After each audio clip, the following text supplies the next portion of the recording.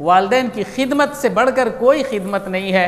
आपको हमें समझना होगा कि जब हम छोटे थे, बहुत छोटे थे, जिस वक्त हम चलने के काबिल भी नहीं थे, खाने के काबिल भी नहीं थे, बैठने के लायक भी नहीं थे, बात कर नहीं सकते थे, और रहमे मादर में हम जिस वक्त भी थे, तो ये तमाम वो सूरत हाल है कि जब हम उस वक्त में हमारे वालिदैन ने हमारे साथ कोई बुरा सलूक नहीं किया। चाहते तो गला दबा देते, चाहते तो जहर दे देते, चाहते तो इंजेक्शन देकर हमें मरवा देते, चाहते तो हमें हर तरह की तकलीफ का सामना करवाते, लेकिन कुर्बान जाएं उन वालिदैन पर।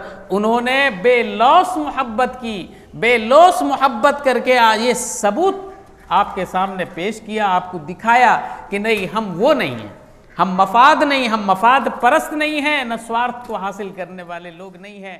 इसीलिए कहा MT मीडिया ओडिशा को सब्सक्राइब करें, बेल आइकन को ज़रूर दबाएं।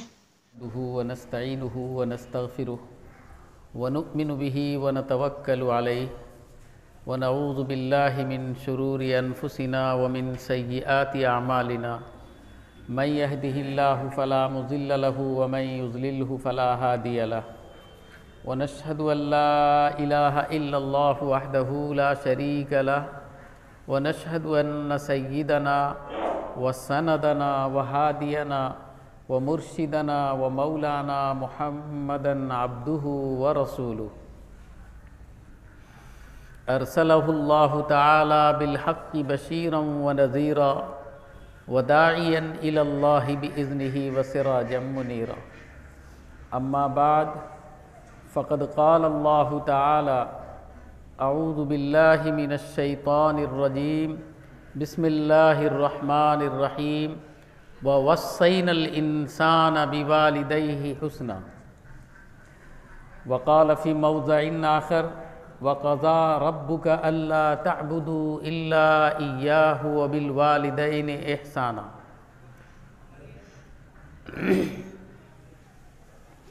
अन अब्दुल्लाह इब्न मसऊद रज़ियल्लाहु तआला अन्हु क़ाल सअल्तु नबिय्य सल्लल्लाहु अलैहि वसल्लम अय्युल अमली अहब्बु इलल्लाह क़ाल अस्सलातु अला वक्तिहा क़ाल सुम्मा अय्यु क़ाल रसूलुल्लाहि सल्लल्लाहु अलैहि वसल्लम बिर्रुल वालिदैनि इहसाना क़ाल सुम्मा अय्यु क़ाल रसूलुल्लाहि सल्लल्लाहु अलैहि वसल्लम अल जिहादु फ़ी सबीलिल्लाह कज़ा फ़िल बुखारी।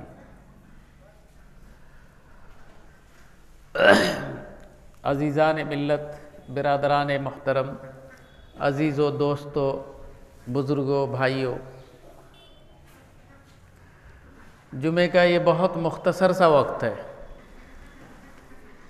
वक्त के इख्तिसार को देखते हुए बहुत ही मुख्तसर अंदाज में दो चार बातें अल्लाह उसके रसूल की निस्बत से अर्ज़ करूँगा। अल्लाह से ये दुआ करें, खुदावंद आलम मुझे सही कहने और आपको सही सुनने की तौफ़ीक़ अता फ़रमाए। मेरे अज़ीज़ों, दोस्तों, बुज़ुर्गों, भाइयों, मैंने कुरान करीम की दो आयत करीमा तिलावत की और एक हदीस भी आपके सामने पेश की, जिसका तर्जमा मैं करना चाहूँगा। अल्लाह ताला ने अपने कुरान करीम के अंदर ये इरशाद फरमाया कि ववस्सैनल इंसान बिवालिदैहि हुस्ना, हमने इंसानों को ये वसीयत कर दी है कि वो अपने वालिदैन के साथ हुस्न सलूक करें, अच्छा बर्ताव करें। दूसरी जगह इसी तरीके की एक आयत है, अल्लाह फरमाते हैं वक़ज़ा रब्बुका अल्ला तअबुदू इल्ला इय्याहु व बिल वालिदैनि इहसाना, जिसका लब्बे लुबाब खुलासा भी यही है। हदीस पाक में हज़रत अब्दुल्ला इब्न मसूद रज़ी अल्लाह ताला अन्हो नबी पाक सल्लल्लाहु अलैहि वसल्लम से पूछते हैं, सअलतुन नबिय्य सल्लल्लाहु अलैहि वसल्लम, मैंने हबीबे किबरिया जनाब मुहम्मदुर रसूलुल्लाह सल्लल्लाहु ताला अलैहि वसल्लम से पूछा कि या रसूल अल्लाह अय्युल अमली अहब्बु इलल्लाह, कौन सा ऐसा अमल है जो अल्लाह को सबसे ज़्यादा महबूब है, पसंदीदा है। मेरे आका ने फरमाया अस्सलातु अला वक्तिहा, मेरे भाई तू नमाज को अपने टाइम में अदा किया कर। फिर रसूल करीम जनाब मुहम्मदुर रसूलुल्लाह से वो सहाबी पूछते हैं सुम्मा अय्यू या रसूल अल्लाह, उसके बाद कौन सा अमल सबसे ज़्यादा महबूब है, अल्लाह को पसंदीदा है। फरमाया बिर्रुल वालिदैन एहसाना, तू अपने बाप माँ के साथ अच्छा सलूक कर। वो सहाबी फिर पूछते हैं कि सुम्मा अय्यू या रसूल अल्लाह, उसके बाद कौन सा अमल सबसे ज़्यादा अफजल है। आपने फरमाया अल जिहादु फी सबीलिल्लाह, अल्लाह के रस्ते में तू जिहाद कर। ज़रा इस हदीस का खुलासा हम समझना चाहेंगे।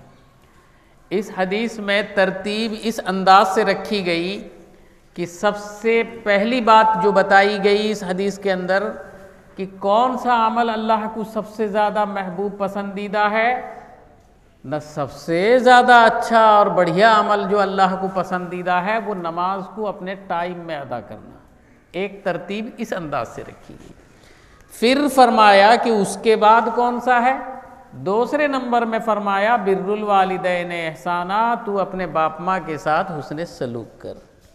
फिर फरमाया कि उसके बाद कौन सा अमल अच्छा है, न अल जिहादु फी सबीलिल्लाह, अल्लाह के रस्ते में तू जिहाद में निकल। ये तीन अमल इस हदीस पाक के अंदर में बयान किया गया है।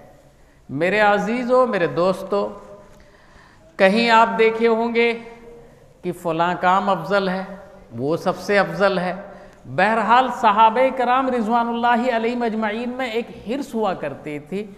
रसूल करीम हिर्स हुआ करता था रसूल करीम सल्लल्लाहु अलैहि वसल्लम से जानकारी हासिल करने के लिए, ताकि दीन में समझना चलना, दीन को समझना, दीन में चलना दोनों आसान हो जाए। इसलिए गाहे गाहे वक्त देखकर आप रसूल करीम सल्लल्लाहु अलैहि वसल्लम की खिदमत में सवालात किया करते थे, क्योंकि उन्हें एक दीन का हिर्स था, दीन का शौक़ था, जज्बा था कि ज़्यादा से ज़्यादा अमल हम अपनी फ़ानी ज़िंदगी में कर लें और आखिरत हमारा संवर जाए। मेरे अजीज़ और दोस्तों, एक रिवायत मुझे याद आ रही है। हज़रत अबू हुरैरा रज़ी अल्लाह ताला अन्हु ने एक मौके पे एक हदीस बयान की। हदीस बयान करते हुए अबू हुरैरा रज़ी अल्लाह ताला अन्हु ने कहा कि मेरे आका जनाब मुहम्मदुर रसूलुल्लाह ने फरमाया कि कोई आदमी अगर जनाजे में पहुंचता है तो उसे एक क़ीरात सवाब मिलता है, फिर जनाजे से आगे चलकर जनाजे में शरीक होता है तो उसे 2 क़ीरात सवाब मिलता है, यानी नमाज जनाजा अगर पढ़ता है। फिर फरमाया कि अगर जनाजे में शरीक होने के साथ साथ वो अगर तदफीन के काम में भी जुड़ जाता है तो उसे 3 क़ीरात सवाब मिलता है। ये रिवायत अबू हुरैरा बयान कर रहे थे किसके सामने? हज़रत अब्दुल्ला इब्ने उमर रज़ी अल्लाह ताला अन्हु के सामने। हम अगर होते तो यूँ सुनते, यूँ निकाल देते, लेकिन हज़रत अब्दुल्ला इब्ने उमर रज़ी अल्लाह ताला अन्हु ने बरजस्ता ये फरमाया, हाय अफसोस, हमने बहुत सारी क़ीरात ज़ाय कर दिए, हमें ये पता ही नहीं था, पहले क्यों नहीं बताया कि अगर हमें पता होता तो हम इस पे अमल करते।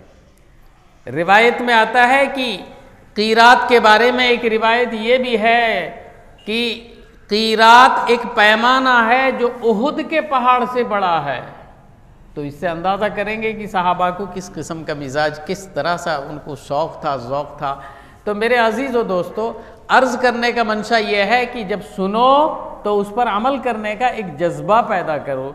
कोशिश ये करो कि इस फ़ानी ज़िंदगी में ज़्यादा से ज़्यादा हम इबादत को समेट सकें, ज़्यादा से ज़्यादा हम कर सकें, तब कहीं जाकर हम जन्नत के हकदार बनेंगे, नहीं तो फिर हमारी रुसवाई ही हाथ आएगी। मेरे अजीज़ व दोस्तों, मैंने हदीस पाक का एक खुलासा आपके सामने रखना चाहा, जिसमें अल्लाह के नबी पाक सल्लल्लाहु अलैहि वसल्लम ने ये इरशाद फरमाया कि सबसे ज़्यादा महबूब अमल अल्लाह के यहाँ कौन सा है? नमाज को अपने टाइम में अदा करना। आजकल हम नमाज तो अदा करते हैं मगर बे टाइम में अदा करते हैं। जब टाइम नहीं होता तब तैयार होते हैं, या फिर टाइम अगर होता भी है तो कोई ना कोई बहानाबाजी कर देते हैं। एक जगह इरशाद है कुरान करीम में, ववैलुल लिल मुसल्लीन अल्लज़ीना हुम अन सलातिहिम साहून।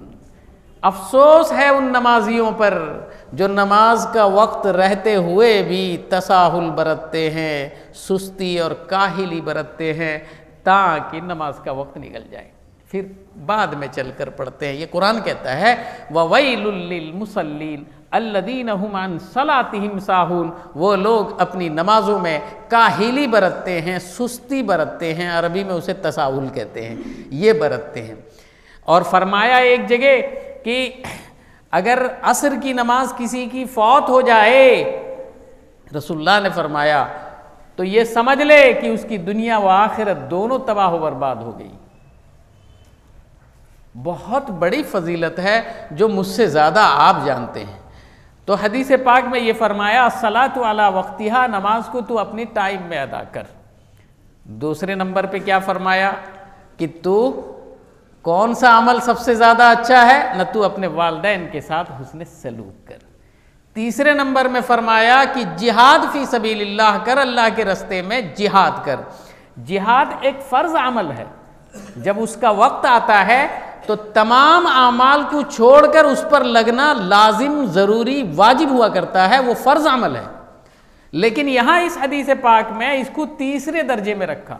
जानते हो मुजाहिद जब जिहाद में निकलता है, रसूलुल्लाह सल्लल्लाहु अलैहि वसल्लम फरमाते हैं कि जब वो शहादत का जाम नोश कर लेता है, अल्लाह पाक उसके अगले पिछले सारे गुनाहों को माफ़ फरमा देते हैं, क्योंकि वो मुजाहिद है। अल्लाह के रास्ते में उसने कीमती सरमाया अपनी जान का नजराना पेश किया।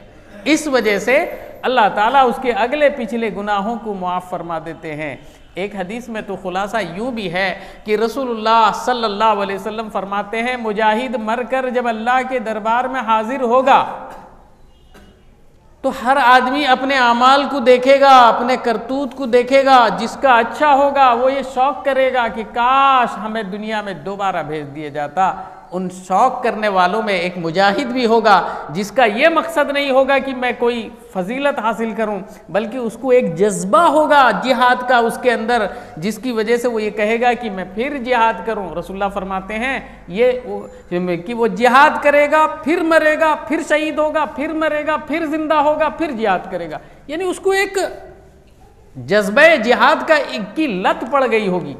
जिहाद के बारे में बहुत बड़ी फजीलत है, मगर इस हदीस के अंदर में आप गौर करके देखें कि इसको दर्जे तीसरे नंबर में रखा और दूसरे दर्जे में अल्लाह के रसूल सल्लल्लाहु अलैहि वसल्लम ने फरमाया कि तू अपने वालिदैन के साथ हुस्न सलूक कर। मेरे अजीज़ों, मेरे दोस्तों, एक रिवायत और याद आ रही है।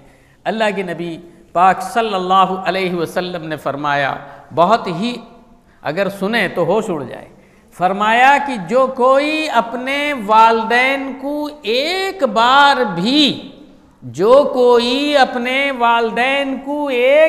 भी मोहब्बत की निगाह से देख लेता है, उसे एक हज, एक उम्रे का सवाब मिलता है। मेरे अजीज़ दोस्तों, गौर करके देखो, हमने नमाज तो पढ़ी नहीं, रोज़ा तो रखा नहीं, ज़कात देने में हम पीछे रहे, दीन के काम में हम हटते रहे, बचते रहे, हमसे कुछ ना बने, एक बचा कुचा घर में भी रहा। जो वालिदैन जिन्होंने तुम्हारी हर चीज़ का ख्याल किया, जब ज़रूरत पड़ी कुर्बानी की, उन्होंने कुर्बानी दी।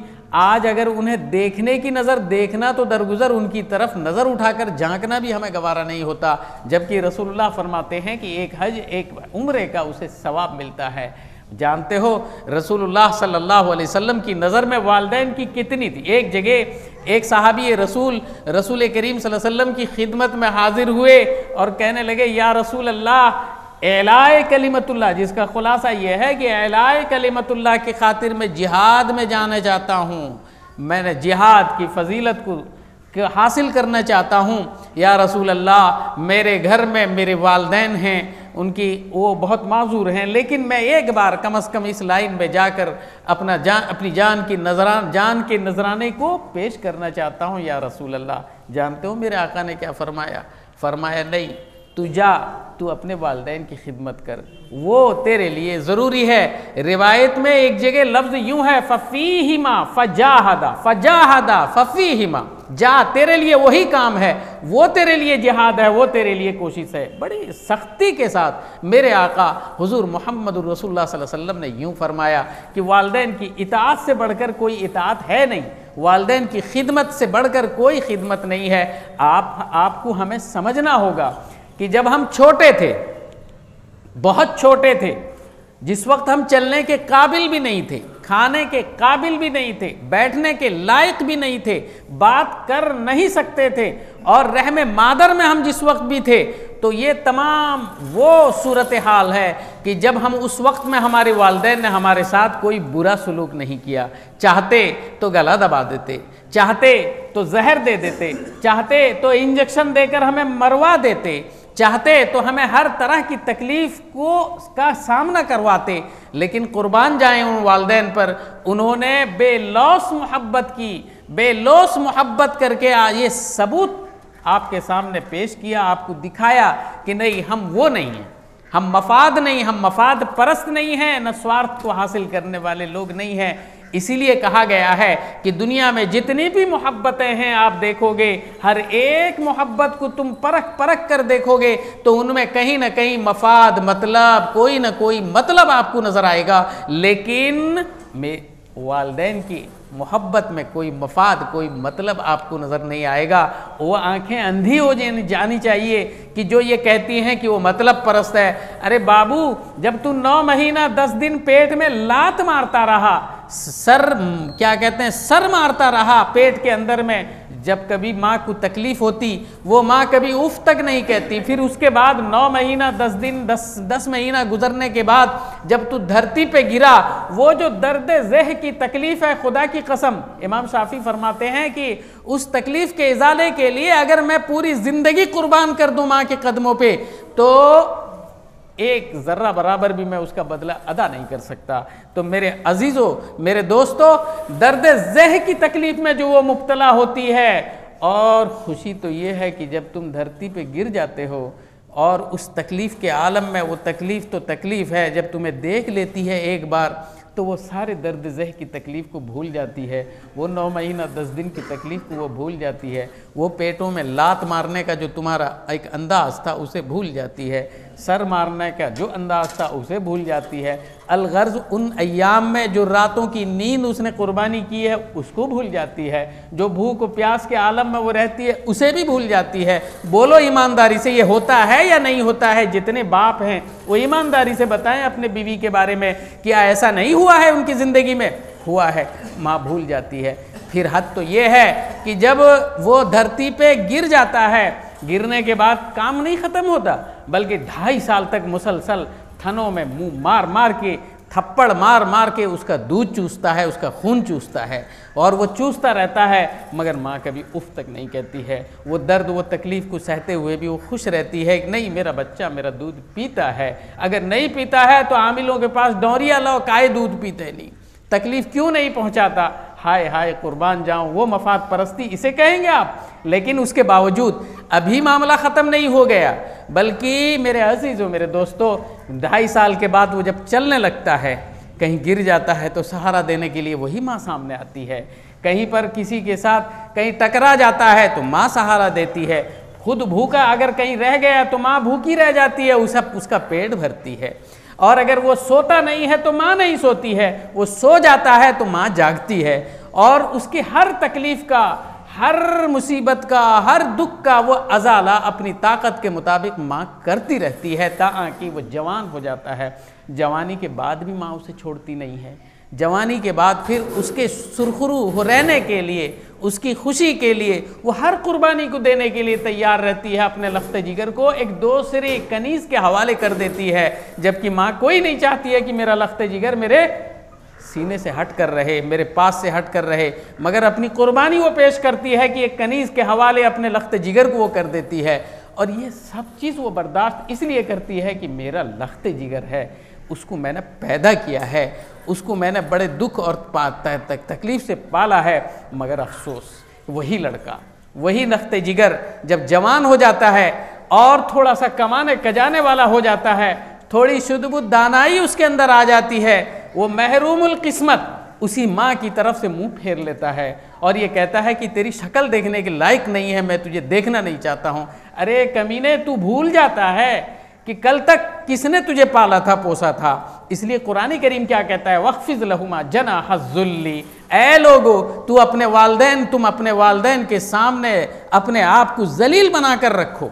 वक़्फ़िज़ लहुमा जनाहज़्ज़ुल्ली वकुर रब्बिरहमहुमा कमा रब्बयानी सगीरा, और तुम अपने बाप माँ के सामने जलील बनाकर रखो और अल्लाह से अपने बाप माँ के हक़ में दुआ करो, ऐ अल्लाह तू इन पे रहम व करम का मामला कर, इसलिए कि छोटेपन में इन्होंने हमारे साथ बड़ा प्यार मोहब्बत का बर्ताव किया था, इसलिए तू हमारे साथ ऐसा, इनके साथ ऐसा भी कर। कितने ऐसे बच्चे हैं, कितने ऐसे लड़के हैं जो वालिदैन, सब गलती उन्हीं की नज़र आती है, सारी कमियां कोताहियाँ उन्हीं की नज़र आती है। मेरे नौजवानों, अभी भी वक्त है, नेमत के छिन जाने के बाद नेमत की कदर होती है।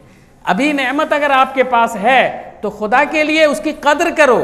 अल्लाह के रसूल ने फरमाया कि कोई भी अगर एक बार अपने वालिदैन को मोहब्बत की निगाह से सिर्फ देख लेता है, उसे हज एक उम्रे का सवाब मिलता है। एक रिवायत आपके सामने अर्ज़ कर रहा हूँ, वो सुनो, समझ में ज़्यादा आ जाएगी। हज़रत अबू हुरैरा रज़ी अल्लाह ताला अन्हु से रिवायत है, अन अबी हुरैरा रज़ी अल्लाह ताला अन्हु काल रसूलुल्लाह सल्लल्लाहु अलैहि वसल्लम, वो सहाबी कहते हैं कि सालतुन, एक आदमी रसूल करीम सल्लल्लाहु अलैहि वसल्लम की खिदमत में हाजिर हुआ। जा रजुलुन इला रसूलिल्लाह सल्लल्लाहु अलैहि वसल्लम, अल्लाह के रसूल सल्लल्लाहु अलैहि वसल्लम के पास हाजिर हुआ और हाजिर होने के बाद उसने अल्लाह के नबी से सवाल किया। ज़रा समझो इसको, सवाल किया कि मन अहक्कु बिहुस्नि सोहबती या रसूल अल्लाह, यानी सबसे ज़्यादा हुस्ने सोहबत, हुस्ने सुलूक, अच्छाई के बर्ताव के लिए कौन है जो ज़्यादा हकदार तमाम लोगों में, मन अहक्कुन नास बिहुस्नि सोहबती, लोगों में सबसे ज़्यादा हकदार कौन है जो हुस्ने सोहबत का हकदार हो, जिसके साथ प्यार किया जाए, जिसके साथ बर्ताव अच्छा किया जाए, जिसे अच्छी नज़र से देखी जाए। वो साहबी पूछते हैं, अल्लाह के नबी ने क्या फरमाया पता है? अल्लाह के नबी ने फरमाया उम्मुका, अबे तेरी माँ, तेरी माँ। फिर वो पूछता है सुम्मा मन या रसूल अल्लाह, फरमाते हैं उम्मुका।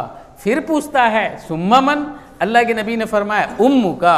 फिर पूछता है सुम्मा मन, तब जाकर रसूलुल्लाह सल्लल्लाहु अलैहि वसल्लम फरमाते हैं अबू का, तेरा बाप। ये रिवायत जामिउल उसूल के अंदर मौजूद है। मेरे अजीज़ और दोस्तों, इस रिवायत से आपकी बात समझ में अच्छी तरह से आ गई होगी कि जिसने पूरी ज़िंदगी तुम्हारे लिए वक्फ कर दी, हर खुशी को तुम्हारे लिए कुर्बान कर दी, हर सैक्रिफाइस देने के लिए, कुर्बानी देने के लिए तुम्हारे लिए तैयार रही, कल जब वो कमज़ोर हो जाती है, नहीं वो नातमा हो जाती है, तो सबसे पहला डंडा आपका हमारा चलता है, सिर्फ़ एक कनीज़ के खातिर, सिर्फ थोड़ी सी ऐश व तायुश के खातिर, सिर्फ थोड़ी सी सुकून की ज़िंदगी के खातिर, जो दरअसल सुकून नहीं है।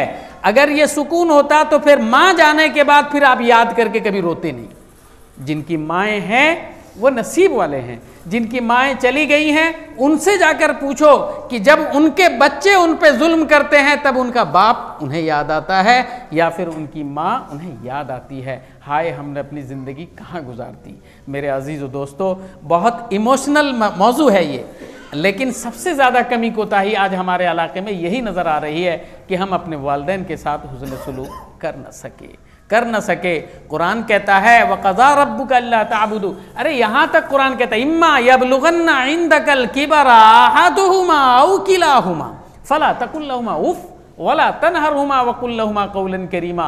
तुम्हारे बाप माँ में से अगर कोई बुढ़े भी हो जाएं, सिन्ने केबरी को पहुँच जाएं, उम्र रसीदा हो जाएं, इस काबिल न रहें, तुम उनके सामने उफ़ तक भी मत कहो। फला तकुल लहुमा उफ़्फ़िन, फरमाया वला तनहरुमा, उन्हें झिड़को मत। यही तो दो बीमारी हमारे अंदर है, या तो टकराते हैं या तो फिर उनकी गीबत चुगली में अपना पूरा वक्त ज़ाय कर देते हैं। मेरे अजीज़ व दोस्तों, अल्लाह कहता है फ़ला तकुल लहुमा उफ़्फ़िन वला तनहरहुमा, उनके साथ झिड़को मत, उनको कोई बुरा भला मत कहो। वकुल लहुमा कौलन करीमा, जब जब उनसे कहो तो नर्म नर्म गुफ्तगू के साथ बात करो, अच्छे अंदाज से बात करो। आप जानते हो जब ज़ईफ़ हो जाते हैं उनका दिमाग काम नहीं करता, वो हर वो काम करते हैं जो बच्चे करते हैं। जब तुम छोटे थे तुम भी ऐसे ही किया करते थे। एक साहब ने एक किताब लिखते हुए, एक किताब में एक छोटा सा वाक़या लिखा है, बड़ा मशहूर वाक़या है, सुनाता हूँ ताकि समझ में आ जाए। वो साहब लिखते हैं कि जब मैं छोटा सा था, जब मेरा बच्चा छोटा सा था, तो उस वक्त एक दिन मैं आंगन में बैठा हुआ था, एक कौवा नज़र आया और उस कौवे को देखते हुए मेरे बच्चे ने मुझे बरजस्ता पूछा, अब्बू जान ये क्या है? तो मैंने कहा बेटा ये कौवा है। फिर उसके बाद उसने पूछा बेटा ये क्या है ना अब्बू जान ये क्या है? तो बेटे ने कहा कि ये कौवा है। फिर पूछा, इसी तरीके से उसने 26 बार मुझे पूछा और मुझे दुलार आ गया, मुझे प्यार आ गया। मेरा बच्चा इस तरीके से अगर 100 बार भी मुझे पूछता तो मैं प्यार से उसी तरीके से उसको जवाब देता, इसलिए कि वो मेरा लख्ते जिगर है। मेरे अजीज़ व दोस्तों, वक्त गुज़रता रहा, वही बच्चा जवान हुआ, वही बुढ़ा बाप बूढ़ा हो गया। जब बुढ़ापे के आलम में ये बाप पहुंचा, एक दिन फिर वही सिचुएशन आ गया। आंगन में बैठे हुए बाप ने बेटे से पूछा कि बेटा वो क्या है? ना अब्बाजान वो कौवा है। फिर पूछा कि बेटा वो क्या है? ना अब्बाजान वो कौवा है। फिर पूछा है बेटा वो क्या है? ना तुमको दिखता नहीं है क्या? कौवा है, के मरतबा कहूँगा, कौवा है, के मरतबा कहूँगा। काहे के लिए पटर पटर करते? अरे यही तो बोलते हो हम, आप यही तो बोलते हैं, इसके अलावा ज़्यादा कुछ नहीं बोलते। चुप होकर बैठो, नहीं समझ में आता है खामोश रहो, वगैरह ज़ालिक। मेरे अजीज़ व दोस्तों, इस तरीके से उसने कहा। बाप फौरी तौर पर अंदर गया, अपने वो बस्तानी के अंदर से वो डायरी लाया कि बेटा ज़रा पढ़ना तो सही। उस डायरी को पढ़ने के बाद बेटा ज़ारो ख़तार रोने लगा। ये है फ़र्क बाप और बेटे में। बाप जितना भी बुरा हो जाए, माँ जितनी भी बुरी हो जाए, आप गौर करके देखो, फिर भी उसके लिए, तुम्हारे लिए कहीं ना कहीं दर्द का एक टुकड़ा तुम्हारे लिए मौजूद है। मगर तुम हो कि नादान हो कि उसे समझ नहीं पा रहे हो। अगर आज नहीं समझते हो, कल आने वाले दिनों में वक्त तुम्हें समझा देगा। अगर वो वक्त भी नहीं समझाया तो तुम्हारे बच्चे तुम्हें कल समझा देंगे। लेकिन फ़र्क यह है कि आएगी बहारें कल भी यहाँ जब होंगे ना हम इस गुलशन में, जब तुम्हारे बाप माँ नहीं होंगे, तब वो सारी चीज़ों को क्रिएट करना आपको पड़ेगा। मगर दुख ये है कि दौड़ कर किसी को कहने के लिए तुम्हें मौका भी नहीं मिलेगा। इसलिए ज़रूरी है कि वक्त की नज़ाकत को समझो। इबादत बहुत तुम करते हो, नमाज रोज़ा बहुत करते हो, दाढ़ी टोपी बड़ी लंबी लंबी रखते हो, बहुत दान दक्षिणा खैरात खूब करते हो, वो करो, बहुत अच्छी बात है। मगर उस दिन में ये याद रहे कि तुम्हारे कदम न फिसलें, तुम्हारे कदम न फिसलें। अगर ज़मीन से तुम्हारे कदम उठे, खुदा की कसम तुम मुंह के बल गिरोगे, फिर उस उठाने वाला तुम्हें कोई नहीं होगा। वालिदैन तुम्हारे लिए बहुत बड़ी इज्जत भी हैं, आबरू भी हैं, और तुम्हारे ज़ख़ीरे आखिरत ज़रिए निजात के सबब भी हैं। मेरे अजीज़ व दोस्तों, एक रिवायत याद आई, 2-3 मिनट में वो भी सुना देता हूँ, बात ख़त्म कर देता हूँ। गालिबन 45 में है, 15 तो हो गए, 1:20 तक है और 5 मिनट है। सुन लें वो रिवायत, वो सुना दे के बाद ख़त्म कर देता हूँ। एक बार दरूद शरीफ पढ़ें, अल्लाहुम्मा सल्ली अला सय्यदना मौलाना मुहम्मदिन नबील उम्मी व अला आलिहि व अस्हाबिहि व बारिक वसल्लिम। ये रिवायत मुस्लिम शरीफ के अंदर मौजूद है, जहाँ पर ये लिखा हुआ है बाब फ़ज़ीलत उवैस करनी, फ़ज़ाइल के बाब में ये रिवायत मौजूद है। हज़रत उवैस करनी रज़ी अल्लाह ताला अन्हु अपने दौर के बहुत बड़े अजिल्ले बुज़ुर्ग में से माने जाते थे। बहुत बड़े अजिल्ला, बहुत जलाल किस्म के बड़े आदमी माने जाते थे। बाज़ लोगों ने उन्हें रज़ी अल्लाह ताला अन्हु के लक़ब से भी मुलक़ब किया है, सहाबी तो नहीं थे।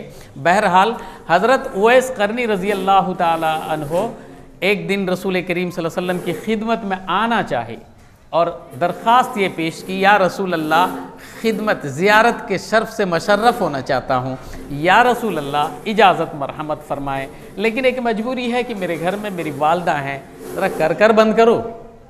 वालदा, मेरे घर में मेरी वालदा हैं, बहुत ज़ईफ़ा हैं, कमज़ोर हैं, तो या रसूल अल्लाह सिर्फ़ एक बार इजाज़त दे दें, मैं आपकी ज़ियारत से मशर्रफ़ हो जाऊँ। जानते हो जब आदमी कोई साहब रसूल करीम की ज़ियारत से मशर्रफ़ हो जाता है उसे क्या कहते हैं? उसे सहाबी रसूल कहते हैं। सहाबी मकाम सहाबा नबूवत के बाद सबसे बड़ा मुकाम है। इस मुकाम को हासिल करने के सिलसिले से इस मकाम को ये मुकाम जिसे मुयस्सर आ गया, कुरान करीम ने उसे क्या कहा है पता है? रज़ी अल्लाहु अन्हुम व रज़ू अन्हु ज़ालिका लिमन खशिया रब्बा लक़द रज़ी अल्लाहु अन्हुम इज़ बअस फ़ी, ये कुरान करीम ने फरमाया अल्लाह उनसे राज़ी ही हो गया। बहुत बड़ा मुकाम है। और मेरे अजीज़ व दोस्त, ज़रा कर बंद कर दो भाई, अल्लाह के लिए उठा के लो। तो मेरे आका रसूल करीम सल्लल्लाहु ताला अलैहि वसल्लम फरमाते हैं कि हाँ, तो अर्ज़ ये कर रहा था कि वो मकाम सहाबियत पर जाना चाहते थे, बहुत बड़ा मुकाम है। रसूल करीम सल्लल्लाहु अलैहि वसल्लम से दरख्वास्त किए, लेकिन अल्लाह के नबी ने फरमाया तुम्हारे घर में जब तुम्हारी वालदा हैं तुम जाओ, उन्हीं की खिदमत करो। हज़रत उवैस करनी रज़ी अल्लाह ताला अन्हो उसी चले आए और अपनी वालदा की खिदमत में वो लगे रहे ताकि रसूल करीम सल्लल्लाहु अलैहि वसल्लम दुनिया से रहलत फरमा गए और वो ज़ियारत से मशर्रफ कभी भी हो ना सके, महरूम हो गए मेरे अजीज़ दोस्तों।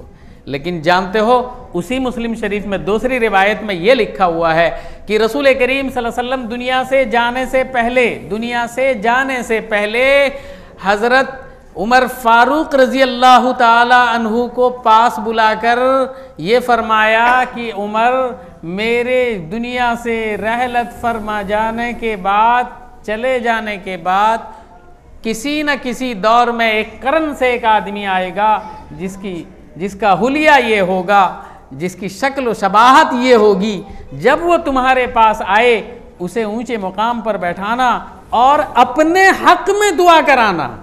ये रिवायत में लफ्ज़ है, अपने हक में तुम दुआ कराना, अल्लाह ताला उसकी दुआ कबूल करेंगे। मेरे अजीज़ व दोस्तों, वक्त गुज़रता रहा ताकि हज़रत उमर फ़ारूक रज़ी अल्लाह ताला अन्हु उनके मुंतज़िर रहे। एक दिन वो नौबत भी आ गई, आखिरकार के करन से वो आदमी भी आया अपने काफ़िले के साथ जिसका नाम उवैस था।